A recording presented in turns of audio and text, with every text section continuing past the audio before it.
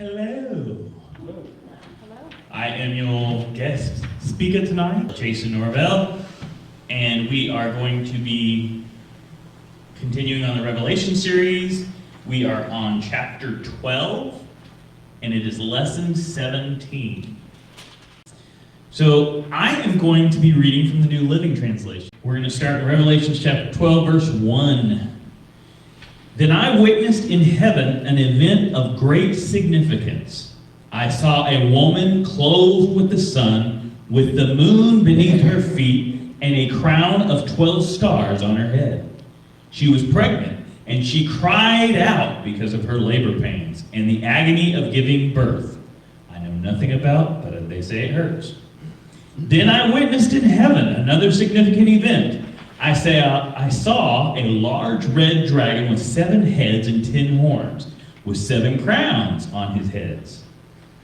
His tail swept away 1/3 of the stars in the sky, and he threw them to the earth. He stood in front of the woman as she was about to give birth, ready to devour her baby as soon as it was born. She gave birth to a son who was to rule all nations with an iron rod, and her child was snatched away from the dragon and was caught up to God and to his throne. And the woman fled into the wilderness, where God had prepared a place to care for her for 1,260 days. Do we remember hearing that before? Then there was war in heaven. Michael and his angels fought against the dragon and his angels. And the dragon lost the battle, and he and his angels were forced out of heaven.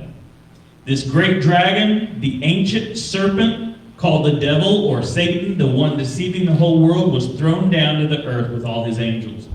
Then I heard a loud voice shouting across the heavens, "It has come at last, salvation and power and the kingdom of our God and the authority of his Christ is Messiah. For the accuser of our brothers and sisters has been thrown down to earth, the one who accuses them before our God day and night. And they have defeated him by the blood of the Lamb and by their testimony, and they did not love their lives so much that they were afraid to die. Therefore rejoice, O heavens, you who live in the heavens, rejoice. But terror will come on the earth and the sea. For the devil has come down to you in great anger, knowing that he has a little time." When the dragon realized he had been thrown down to the earth, he pursued the woman who had given birth to the male child. But she was given 2 wings like those of a great eagle, so she could fly to the place prepared for her in the wilderness. There she would be cared for and protected from the dragon, the serpent, for a time, times, and a half a time. Then the dragon tried to drown the woman with a flood of water that flowed from his mouth. But the earth helped her by opening its mouth and swallowing the river that gushed out from the mouth of the dragon. And the dragon was angry at the woman and declared war against the rest of her children, all who keep God's commandments and maintain their testimony for Jesus. Then the dragon took his stand on the shore beside the sea. So basically, once again, this is continuing of that interlude we were talking about in between, from like chapter 12 to chapter 14. However, it doesn't mean that stuff isn't going on. A lot's going on throughout this. And we're going to be looking at 7 characters that come along in these chapters. First of all, we have the woman, okay, who was, that was part of the nation of Israel. That's who that's describing. We have the dragon, who of course was old pain, Satan. We have the child, who was Christ. Michael, well, kind of self-defined. Michael's Michael, but he was a warrior angel in this. The remnant or seed of woman, which was Israel. And then these next 2 we'll hear about in the following chapters, but the beast out of the sea is the world dictator, and beast out of the earth was false prophet. So these are 7 characters that are going to be developing as we're reading through this. So one of the things that's kind of interesting is, and we talked about it, is in the beginning is talking about a woman giving birth. And like I said, I know that's painful. I mean, I don't know myself, but I mean, I know that I've heard it's painful. And that, us guys are a bunch of wusses and couldn't make it. And so obviously it's got to be pretty bad. And this is all going on. And who is the child the woman is going to deliver? We just said it. So. Christ. Yeah. It's Christ. And it's interesting because what happens here is, and this is something that kind of confuses me at times, but it seems to jump back and forth. So basically what this is going to do is basically jumps us back to the birth of Christ. Okay? And there's other times it jumps way forward and stuff. And so what's interesting here is that, I don't know if you've ever, my wife loves the show This Is Us. I can't understand that show because 1 second you're way back here, 1 second you're here, 1 second you're here, and it's just like I can't keep up with who's who and where's where. And then they keep adding new people. So it's like flashbacks, fast forwards, flashbacks, fast forward. So you have to kind of look at this step by step and realize what this is actually talking about, because it's not all just talking about future events. Okay? And so we see that here. Once again, who's the red dragon? Satan. And it's interesting how it talks about the accuser of the brethren. It talks about the ancient serpent. What my dad used to call old snaggletooth. Deceive, he can make himself look so wonderful, so amazing, but in the end, he's just a mess. He had 7 heads. There were 7 heads on the great dragon, 10 horns, and on the 7 heads are crowns. And what was really interesting, though, is it said it drew 1/3 of the stars of the heavens. Now, I know sometimes we have talked about stars in the past, but when we talk about stars this time, it's actually talking about the angels. Because if you'll remember, this is jumping back to like before the story of Adam and Eve, when Satan was cast out of heaven. This is going back to that point then. And so we're talking about that he deceived 1/3 of the heavenly armies, okay? And so that's what was with him. So when it says it drew 1/3 of the stars, you can actually replace it and say it drew 1/3 of the angels of heaven. And so, once again, now you're going way back before that. And so this story is illustrating the process of what happened. But I want to say this. A lot of the times you go into movies or TV shows and you always wonder what the backstory is, right? I mean, because sometimes you get into these TV shows or movies or whatever, and it's already got the process going. And you're just like, but how did they get this way? Or, why are they always mad at each other? Or why can't they get along? Or all these different types of things. Or what's their training? And so they go back and eventually, they go back and show like the beginning saga, or how they got to that point. And so it's interesting here because it's explaining all this long process through all this time, but it's all very important because it helps to illustrate what's going on here in this kind of battle in a sense between Israel and Satan. Satan wants to take out Israel. I mean, that's ultimately what this whole thing is about. And so in here, it talks about that the dragon keeps himself positioned to do something. What is he positioned to do? Do what? Trying to kill the child. Right. Yeah, it talks about ready to devour the baby as soon as it was born, right?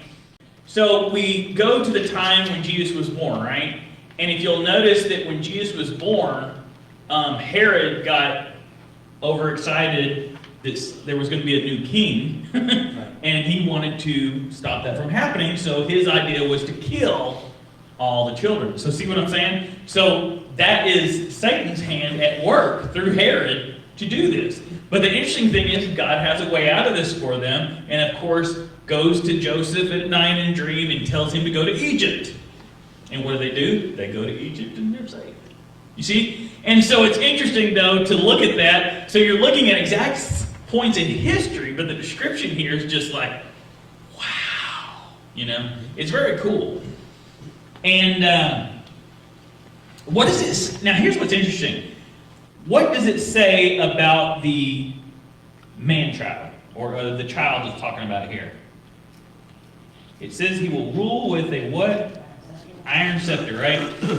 And the dragon is wanting to stop this because he knows at some point down the line, this is going to bring about, once Jesus comes on the scene and does what he's supposed to do, it's going to complete the covenant that God made with the people.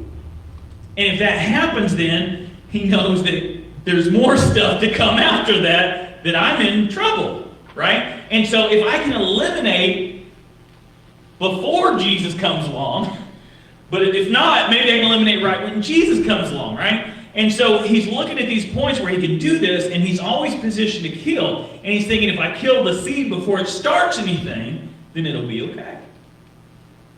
And so we look through this, we look at all this process here, and but what's interesting though, is that she gave birth to a son who was to rule all nations with an iron rod. Her child was snatched away from the dragon and was caught up to God and to his throne. In verse 5, and in verse 6 it's about, and the woman fled to the wilderness. So after this has happening. So what's interesting here is that when it says caught up to his throne, this is talking about the ascension of Christ, right? We know that the devil didn't win, because had he won, this stuff would have been continued to be fulfilled. And Christ is now on his throne, right? Next to the Father, bringing petitions for us, right? As an ambassador or a defense attorney. Yeah, that's a good word for it. And yeah, he intercesses for us.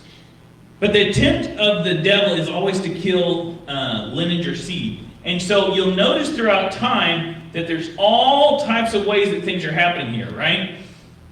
In fact, why would the devil want to destroy the lineage of Jesus? Just an example. Genesis, right? In Genesis, it talks about that Christ is going to come on the scene, and the seed of woman is going to bruise the head of the serpent, and he can snatch up the heel, right? And so, knowing that at some point this is going to happen, I would want to stop that before it happened. If you knew that you were going to walk down the street, and once you walk past a certain house, there was a Doberman Pinscher that was going to come out and try to bite the tar out of you, you'd want to find a way to get around that, wouldn't you? You wouldn't want to continue to walk that way and get attacked, And so the devil, he's smart enough to know that I don't want to get beat up. I don't want to get crushed. I don't want to be, in pain all the time. And so if I'm the devil, I'm thinking that same way. And so the lineage is constantly under attack because he's like, if I can stop it before it even gets here, then it's nothing. And what is interesting about this is if we can also play this into our lives a little bit, because if we have a seed that God has planted inside of us to do something amazing, if God can eliminate the seed, he can eliminate the outcome of what the seed accomplishes. Does that make sense? And so we can realize that Satan is all about that, because now that he lost with Jesus, well, now he's going after everything else after him, because he's got to stop something at some point. And I'm sure he has at times, because there have been people who have had failed marriages and ministry. There have been people who have done things, has destroyed things and destroyed families and everything. So he has done this at times. And what he's affecting is he's affecting the outcome of what they could accomplish. And if we even remember, there was the first attempt was with Cain and Abel, right? Right. I mean, because Cain and Abel were brothers. I mean, I'm sure they didn't want to kill each other, until this one thing happened, and then Satan puts a seed in there, and of course Cain kills Abel. But then what's cool is it comes right back around then, even though that is accomplished, and Cain is then, we're going to say, kind of be cursed, and then we come back, and what happens is Adam and Eve have another child named Seth. And then through Seth, that process is continued.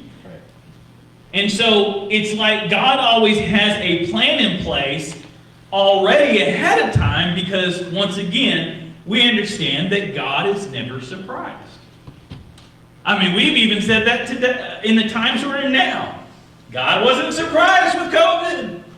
God wasn't surprised with Biden. God wasn't surprised with this war. God wasn't surprised with this TV. God wasn't surprised with any of these things that are happening. Good or bad. And so the interesting thing is God knows exactly what we have need of. And in fact, in the Word of God, it says that. He's provided everything that we might have need of to accomplish what's there. So if I've got a path lined out and I'm going this way and something happens, God says, guess what? I got you a little detour. You just go right here, go around, keep on going. And so God always makes sure that this happens. And then if you keep on going through this process, you go to Moses, right? Another person where this happens is they kill all the baby boys, right? And so Satan, once again, is saying, well, if I can eliminate this part of this line, then that line won't continue on anymore. And so if I can, defeat this, then guess what? Moses, who he set up to lead the children of Israel out of Egypt, ain't going to be alive. I'm going to kill him. But even though Satan, once again, is trying to destroy this, God keeps it going and keeps the following through. Haman, in the story of Esther, what? Wants to kill all the Jews. But God, once again, protected the nation and the seed. Why? Because not so much that every single person was going to do something that would ultimately affect something later, but the reason is because God had a pattern and a plan that he was working through to eventually bring forth what was coming. And so my fear sometimes in my life is that if each one of us play a very important part in a thing that God is going to bring something amazing to pass, and we fail to do what we're supposed to do, and allow Satan to deceive us, trick us, or get us off track, then how different could the outcome could have been? I often wonder about that, Like, had I not been at this place, and had I not said this thing, what differently could have happened, And not that we can always go back and always regret every single thing we do, but it gives us the opportunity to look at things forwardly in retrospect. It says that I know that I'm coming up to this point and I've got to make a decision, because if I don't do what I'm supposed to do, Bob over there won't do what he's supposed to do. And he's the one who's going to do this, A long time ago, we went to see Billy Graham speak. And I was like, wow, now that's a preacher. But the thing that was very interesting about Billy Graham is someone had to speak to him so that he could get saved. Right? And wow, you know what I'm saying? So each one of us have an important point. Now, throughout this passage of what's going on, we notice something very interesting. Through verses 5 and 6, we notice that there's an age that's left out of this, and that is the church age. So the church age has been left out of the story. Why? Because what we're doing is we're focusing right now on the nation of Israel alone. Right. Why? Because that is the lineage that Jesus comes through, and that is the people that he has set aside and said, you're my people. Now, the problem is he also said, you're my people, follow my laws, and this will occur. And we know at times they didn't follow what was happening, and they had to take some detours and different things occurred, but it still went about to, I love it because, for instance, the children of Israel, 40 years in the desert, what did he do? He didn't eliminate the people. He said, the gripers, you can't go in, basically, and so they died off. And then all their offspring had the opportunity to go in, because then they had a real vision of what God was supposed to do. And I'm imagining this point that these kids are like, why did our parents screw up so bad? Why did these things happen? Why did it occur? But if you'll notice, and I don't remember where I heard this, but there was about 2 million Jews. And there was only 2 from the original group who went in. So if you think of that, that's 1 in a million made it. And so that's pretty interesting the way that happens there. And so after we're done talking about this, though, the story continues.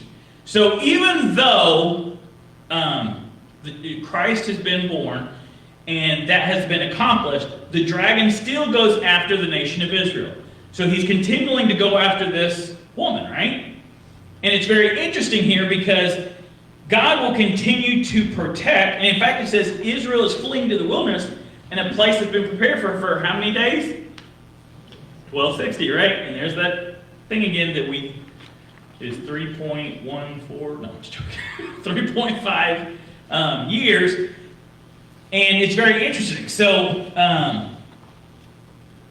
we look through this, and a lot of people who have analyzed the scriptures a lot more than I have, luckily, I'm able to reference their material.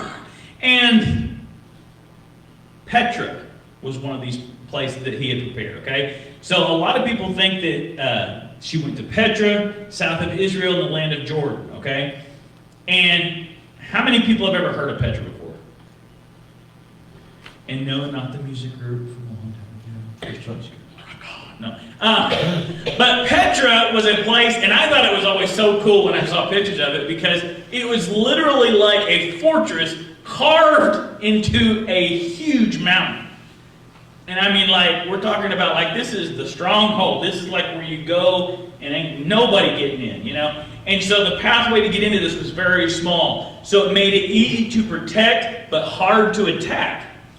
And so this had been placed there. And in fact, if you look back in Daniel chapter 11, it talks about the fact that the Antichrist is going to invade all sorts of countries out there, but then Petra was going to be delivered from him. So Petra's, like I said, hand-picked for the Jews to go to, where they can be nourished, protected, fed, provided for. Isn't that amazing? It's like, God has us all set up. I mean, who carves a fortress into a mountain? That's just wild. And imagine how long they had been set up before they actually got there. And so this is amazing, the way that God lines things up. In fact, I was listening to Priscilla, I don't know how to say her last name. Shire? Yeah, that one. Shire.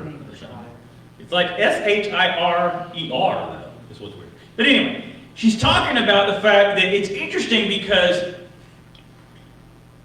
you are special to God. Why? Because your great-great-grandfather, out of 8 billion people on the earth, found your great-great-grandmother, and they had your grandfather, your great-grandfather. And then your great-grandfather, out of 8 billion people on earth, found the one that God had created for him, and met your great-grandmother, and they had your grandfather.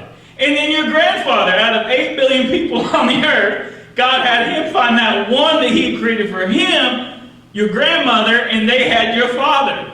And then your father, out of the billions of people on earth, had the one that God had created for them to have you. If that ain't precision and if that ain't planning, I don't know what is. And so, God takes time through places, through things, and he illustrates through time that none of this is on accident. We think it is. We think it's like, wow, this is so cool how this worked out. And God's like, yeah, it's okay. Be amazed. Be in awe. Be in wonder. Sorry, I kind of got distracted a little bit. So they went to Petra, got nourished. Okay. And then what happens after that is, and one of the good reasons there's a protection there is because there's a battle that comes up, right? So what are the two sides of the war in heaven described here? There's two groups. Michael and his angels, and Satan and the fallen angels, yes, or the dragon and his, angels. And so there is this supernatural heavenly battle kind of thing going on, okay? And so, but what's interesting here is that when this occurs, the outcome is Satan and all his angels were cast out of heaven and thrown to earth. Right? And so Satan didn't really have any power. He never could have any power. But he plays an important role in this process still. And then after he's defeated, it said there's a huge voice, and I love this because you hear throughout this a lot throughout the Bible about these thundering voices or loud voices from heaven, right? We gotcha! Sorry, I gave her a heart palpitation. And Christ has overcome the enemy. So it's just like, look, you failed, you lost, you tried, but ain't gonna happen. And so what's interesting here is the enemy then is going to continually, day and night, continue to accuse brothers and sisters to try to destroy us. Why? Because that's what he can do. He can't really do anything. So he does what he can, which is bring up things that he knows we have done, and then brings it against us. But then we can say, because of the blood of Christ, that it ain't ours anymore. We can't be held accountable for that. God's taking care of it, right?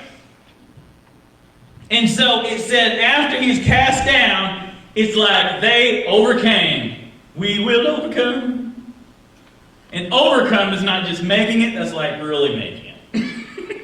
That's like someone told me one time, if a boxer goes into a ring and wins the prize, he's an overcomer. But his wife is more than an overcomer because she didn't have to fight and she gets the money. Yeah, I thought that was funny too. But anyway, so they had overcome. But they didn't have to actually do anything, right? They just overcame. But here's what's interesting. What three things made these people overcomers? Blood of the Lamb. Word of the testimony. Did not love their own lives. Okay, so let's look at this. So first of all, we have the blood of the Lamb, right? So the blood of the Lamb is required because there must be judgment.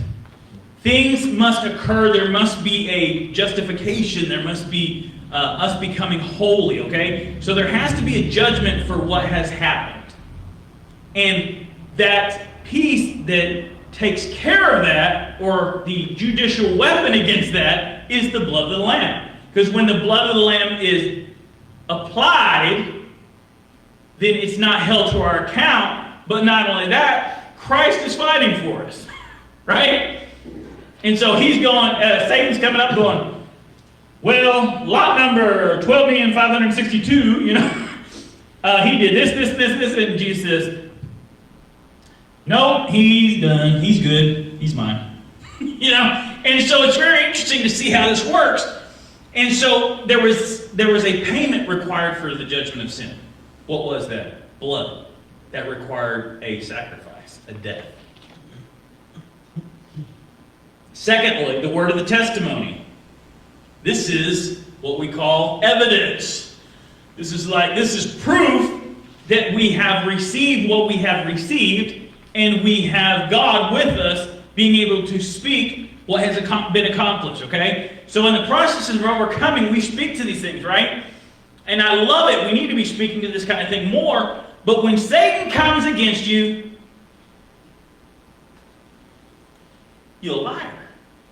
You can't do anything but lie. You're an accuser. You're just blowing hot air. Why? Because you can't really do anything about it. You have no hold on me because of the blood of Christ. And then I understand that that's accomplished, and so I can overcome anything that the devil throws in my way. And I want to say this, and y'all are probably going to think I'm a little crazy, and I probably am, but that's another story. But the other day, I just said, devil, I got to thank you.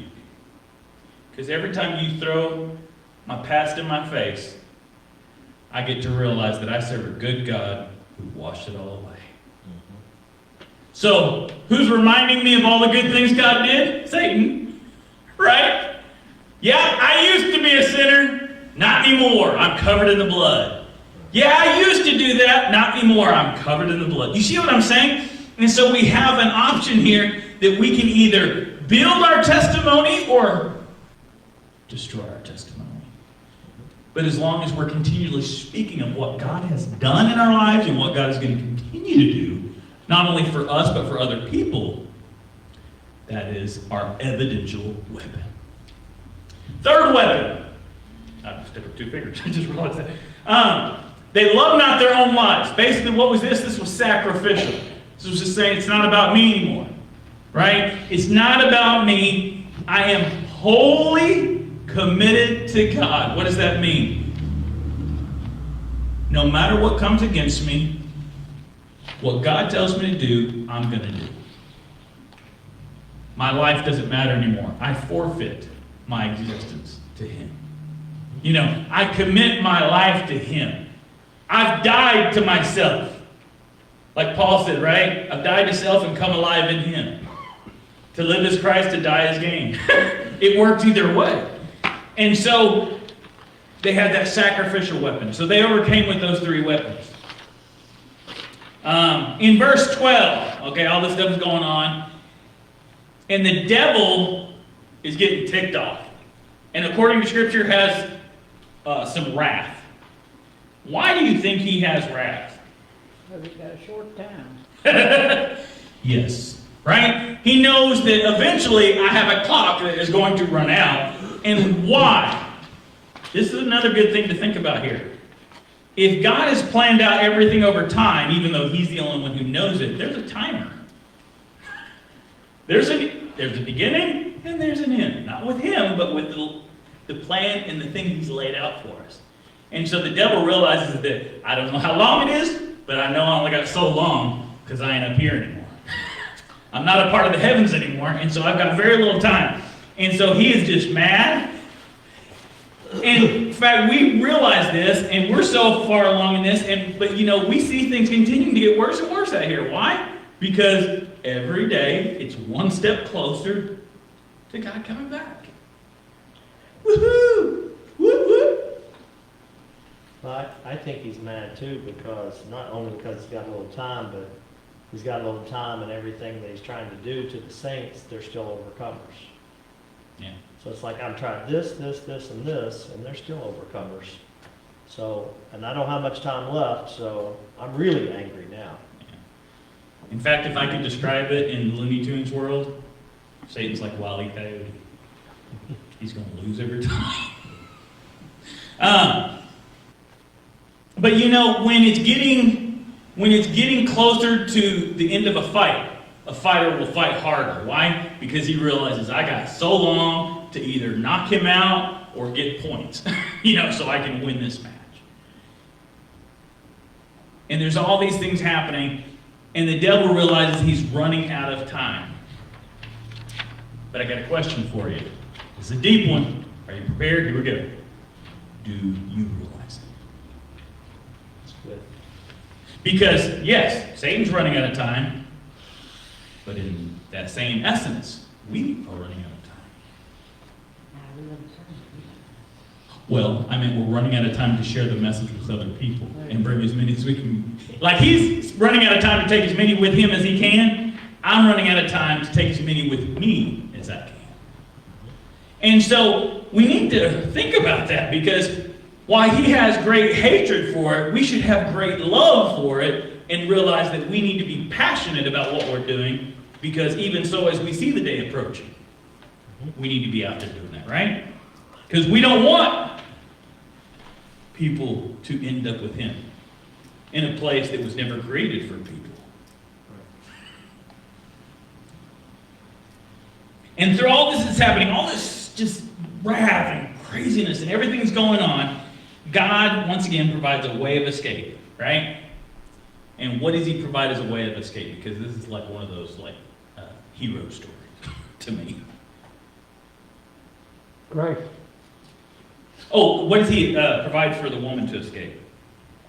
Or the Israel? 2 wings. Two wings. 2 eagle wings. I'm thinking, oh, yeah! Right? Because eagle wings aren't like these little puny things. It's like, whoosh, right? Every time I see an eagle, I think of huge power and strength, right? I mean, it's our national hero bird. You know what I'm saying? It's like, it's the bird. And so, In fact, in Greek mythology and stuff like that, I used to like watching it because one of the things in Greek mythology was about, the great eagle. And so what was really cool about that, it was always very strong. But here's the thing we have to realize. No matter how God provides a way out of things, He always will keep a remnant of His people around. Okay? He's not going to let it in until He's ready. He's not going to let it be over until He's ready. You see what I'm saying?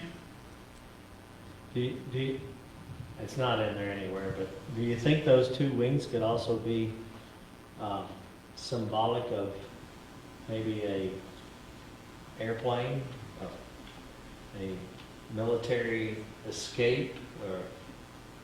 Could be. I mean, we are talking, we're in a day of those kinds of planes and things, so I know I didn't have that in my notes, but I'm just. Well, when I was looking, I didn't get that literal, but when I was looking at it, my thought is eagles soar. Sure. So the place prepared for us is above where we are now, kind of a thing, but it's highly possible. I mean, honestly, we're saying what we know based on what we know, but we don't know everything. And so, We don't know. Right. but the good thing is, guess what? I don't care if I'm wrong on some of these things. I'm still going. But we do try to fill you in as much as we can on things that have been studied and learned throughout this process. So, does anybody have any statements to make or any ideas or thoughts? Yes. Well, I have a couple. I had a question. Is there an airfield near Petra? Is there a An airfield? Would that fit? Not directly. However, there is landing space. Because outside of Petra, it's very flat right around there. So, I mean, it could, yes. Had to be a really big plane, but yeah. And well, it could be more than one plane. But I was thinking how Satan has attempted to murder the lineage. I'm wondering if he's not omniscient. We already know that. Each time he was probably so surprised he hadn't accomplished it. Yeah, he would have to wait an amount of time. Like he had to wait till Moses grew up, went out to the wilderness, saw the bush, came back. Then he's like, oh, wait a minute, here's a deliverer. Could this be the deliverer that I was trying to kill all this time? He would not even maybe even know the exact identity. I don't know. Yeah. That's just my That's thought. true. So in Satan basically trying to destroy, but he didn't know everything that God knew, how would he accomplish things? You're right. It would be a lot of surprises to Satan. The thing about it, though, you have to understand is being around for a long time still gives you some understanding process of how time is flowing, and so you can if I lived forever, I would start to know things, or see how things play out. And a lot of it had to do with the fact that he was defeating people. So, he was trying to kill the children of Israel in general. And so his idea is, yes, to look for people within that could affect it. And, so his thought is let's just kill them all, and then when that didn't work out, and then Moses comes in, then an Israelite is brought into a Egyptian family, of royalty. I'm thinking that has something to do with it. You know what I'm saying? And so, but yes, I agree. I think Satan got surprised quite a few times. And as far as I'm concerned, it's like more slaps in the face. It's like, you lost that one too! You killed that one? Guess what? He wasn't the one, this one is. No.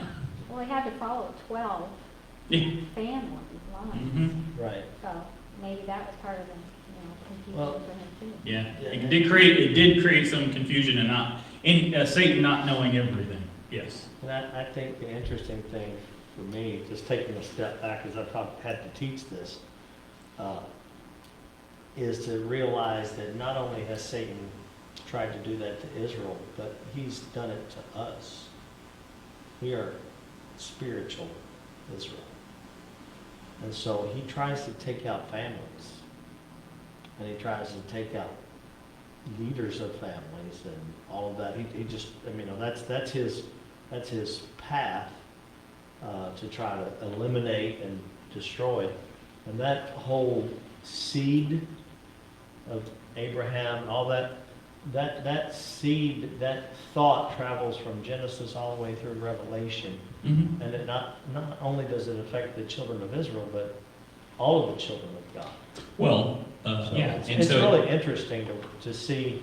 I mean, if you do your family lineage and you look at it, and I know some of mine now, more than I used to, well, I know that my grandfather, my great-grandfather was an Assembly of God evangelist and pastor.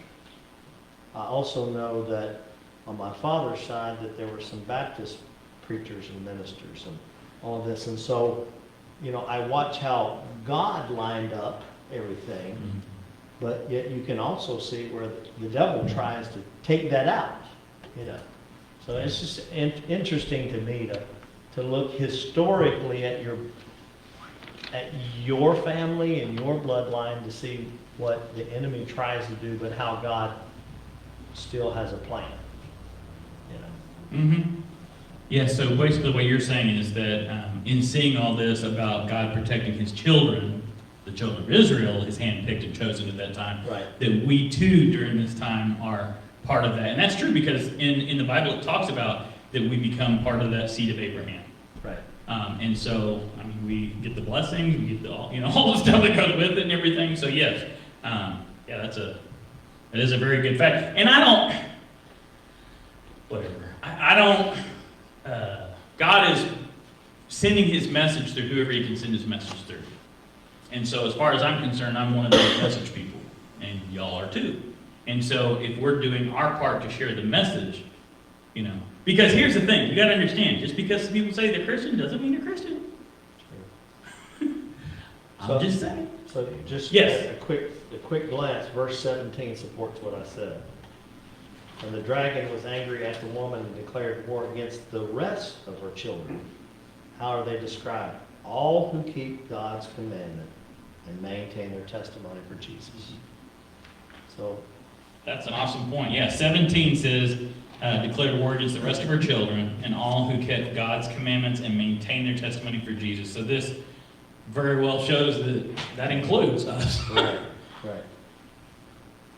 Sorry, I No. took us on a sidetrack, but that just kind of came to me as we were. Well, and like you said, it's kind of eye-opening because you're getting to kind of play a different perspective in it. And so, okay, Eagle's wings. Eagles win. Yes. The reference, it actually throws you back, we've been mentioning Moses a lot. If you go back, the reference takes you back to Exodus 19, where it says, and this is what you are to say to the house of Jacob, that you are to tell the people of Israel, you yourselves have seen what I did to Egypt and how I carried you on eagle's wings and brought you to myself. So there is a reference back, Yep. where he's done it before, there's Do it nothing new again. under the sun, so. That's cool. And that was Exodus 19, you said? It's 19:4. 19:4. Okay, so Exodus 19:4 relates that Eagles win. So that was an interesting thing. And we kept bringing up the 1260, and I think Bill might have last week said, why does he say 3.5 years and why does he say 1,260 days? Well, we think of a day as 24 hours, but he said if I hadn't shortened those days, so what if the reason he uses years one time and days is another is because the days are being shortened, and so 1,260 days aren't now 24 hours, they're 18 hours. And maybe it makes it a little shorter. Plus, they were 360 days and you're not 365, which is how they get to the 3.5 years. I just thought that was an interesting. I do that. I like that. Yeah. I think last week. How are you measuring the day? And that's a good point. How are you Yeah. measuring the days? Because a Right. third of the time the sun's not shining in the day. Are you measuring? Right, we're used to. Is the day been shortened or is it? I think Yeah. last week we had Interesting. mentioned the lunar calendar too. Yes. It could play Yes. a factor into that. So. But Yes. Israel is not the only place that has done that. If you talk with Moses, not Moses in the Bible, but Moses, I was gonna say, our gee. friend, Hey, go talk to Moses. our friend from Korea, his, not his generation, but the generation before him, his parents, they, when they Oh. tell you their birthday, it is a lunar birthday. Because which like means you're it does 1 year not- old when you're born. Yes, and it does not follow a calendar like what we have. It is a lunar. So their birthday is not on the same day every year. Because they're following a lunar calendar for that generation. Most of the newer generation is now following a I think different the kind of problem. I calendar. think the problem was honestly is God is without time, Exactly. and man constructed time because it confused him way too much. But we couldn't make up our mind through time, so we kept on changing time. Well, God created time for us, would be the way I would say it. You're supposed to do it by the moon and the stars and the sun, that's how he set it up. And then when that didn't really work out, they added FR2. You know, it's like, okay, well, now we've got leap year, now we've got, you know, they couldn't just wait. It's like, I don't know what to do with that time. They're gonna add days in now. Until the new moon comes, where is it? And so they just kind of, so that's why we don't know the day or the hour, we don't know what time it is. True. God knows, He's the one. he is. So let's look at the actual official questions for lesson 17, chapter 12. So question number 1, who is the woman? Israel. Right, Israel. Yes, Israel. Number 2, who is the child? Christ child. Yep, Jesus Christ, the child. Yep. Number 3, who is the dragon? Satan, yes. Number 4, what does the dragon want to do to the child? Devour. Devour, kill, destroy, however you want to say that, yes. Number 5, where does the woman flee? Wilderness, yes. I was about to say, don't say Petra. We kind of assumed that, but that's Appointed not, place, yeah. yeah, that's not given in there. How long is she there? Theoretically, 1,260 days. 1,260 days, yes. 3.5 years, depending on what watch you have. Number 7, who are the 2 sides in the war in heaven? Michael and the angels, Satan and the fallen angels. Yes, Michael and the angels and Satan and the fallen angels. Number 8, what, and this is something very important to remember. What 3 things did the overcomers overcome by? Testimony. Word of testimony, Did not fear death. didn't fear death, or, I mean, yeah, Didn't love their lives. didn't love their lives that much. Blood of Christ, yeah. So basically what we're talking about is we're talking about judicial weapon, our evidential weapon, and our sacrificial weapon. Number 9, why does the devil have such great wrath? Time was about up.